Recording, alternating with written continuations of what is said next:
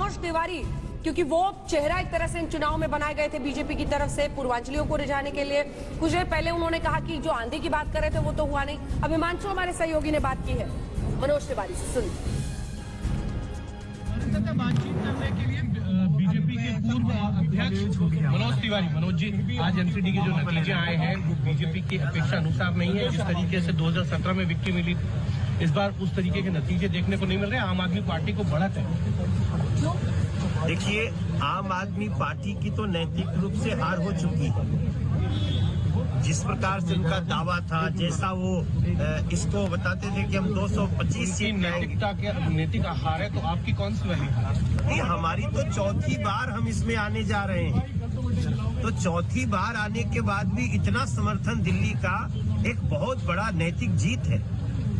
इसको कैसे भूल सकते हैं आप? आपको लगता है कि आप एमसीडी के अंदर एक बार फिर से कब्जा करें? हाँ, बिल्कुल बिल्कुल। हम लोग कब्जा शब्द हमारे यहाँ नहीं है। हमने दिल्ली का दिल जीता है, चुनाव भी जीतने जा रहे हैं, मेयर हमारा बन जाएगा। लेकिन वो 135 सीटों पर आगे चल रहे हैं। जितनी जीत की रिजल्ट आ चुकी है उसमें उनसे हम अभी 8 आगे चल रहे हैं। कुछ कमियां और खामियां रह गई आपको लगता है कि भारतीय जनता पार्टी के उसमें? वो हम समीक्षा करेंगे, वो हमारी बात की बात है, लेकिन वर्तमान में हमारा मेयर बन जाएगा। चलिए, ये थे मनोज तिवारी, जिनका ये कहना है कि वर्तमान में हमारा मेयर एक बार फिर से बने।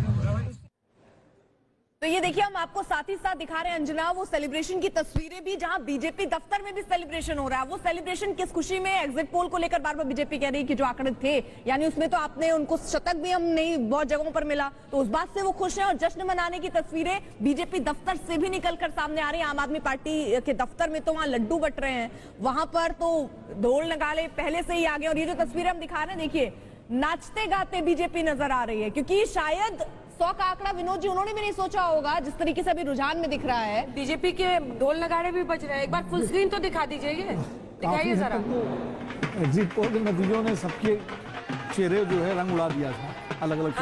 नहीं, ये खुशी किस बात पर हो सकती है कि जैसे एक प्लेयर खुश हो जाता है कि चलिए 100 सेंचुरी तो मारी, बीजेपी के इस बात पर खुशी, चलिए सेंचुरी तो लगी कम से कम। नहीं, जैसे क्रिकेट में होता ना सम्मानजनक स्कोर, तो सम्मानजनक ढंग से हारना, तो ये सम्मान, अगर बीजेपी हारती है, अगर नतीजे ऐसे बनते हैं जैसे कि रुझान दिख रहे हैं, तो कम से कम हार तो सम्मानजनक होगी। जैसे विधानसभा में सफाया हुआ दोनों बार 2015 और 2020 में, वो स्थिति तो नहीं आएगी। 39 पर आप, 35 पर बीजेपी। अब धीरे धीरे नतीजे आने शुरू हो गए हैं। 79 सीटों के 79 सीट्स के रुझान क्या अब नतीजे आ गए हैं? इनमें से 38 पर आम आदमी पार्टी, 36 पर बीजेपी।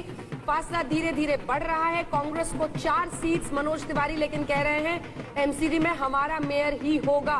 79 सीटों के नतीजे आ गए हैं सामने और आम आदमी पार्टी अब बढ़त बनाती हुई दिखाई दे रही है। भारतीय जनता पार्टी नंबर 2 पर, लेकिन कांग्रेस बहुत नीचे धरातल में 4 सीटों पर ही। हरिशंकर गुप्ता कांग्रेस पार्टी की तरफ से हमारे साथ जुड़ गए।